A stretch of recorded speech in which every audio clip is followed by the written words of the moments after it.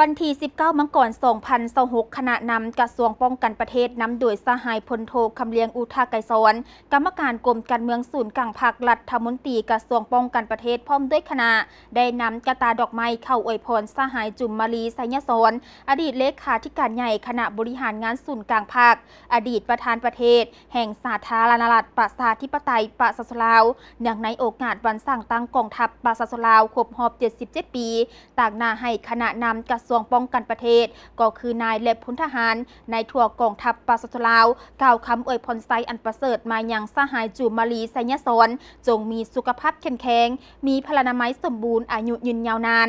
โอกาสเดียวกันสหายรัฐมนตรีกระทรวงป้องกันประเทศก็ได้รายงานสภาพโดยรวมภายในกระทรวงป้องกันประเทศก็คือกองทัพปัจจุบันได้สุ่มใส่ปรับปรุงด้านการเมืองแนวคิดเคลื่อนไหวเฮ็ดให้สภาพในทั่วประเทศสภาพสายแดนและขอบเขตใจกลางมีความสงบโอกาสนี้สหายจุมาลีไสยสอนได้แสดงความขอบใจมายังคณะนำกระทรวงป้องกันประเทศที่นำเอากระตาดอกไม้เข้าอวยพรในครั้งนี้สหายยังได้หวนคืนมุนเสื้อของการปฏิบัติเวลาใดกองทัพก็เป็นลักแหล่งเป็นบอนอินของการปฏิบัติย้อนมีการต่อสู้กุศลอันพิลาภาญและองค์อาจกล้าแกนบ่ยอมจำนวนของบรรดาทานผู้นำวีรชนแห่งชาตินักรบปฏิบัติลาวหลายสหายได้เสียเลือดเนื้อเสียสละชีวิตเพื่อชาติเพื่อประชาชนและผืนแผ่นดินจึงเฮ็ดให้มีกองทัพประชาชนลาวครบรอบ 77 ปีในมื้อนี้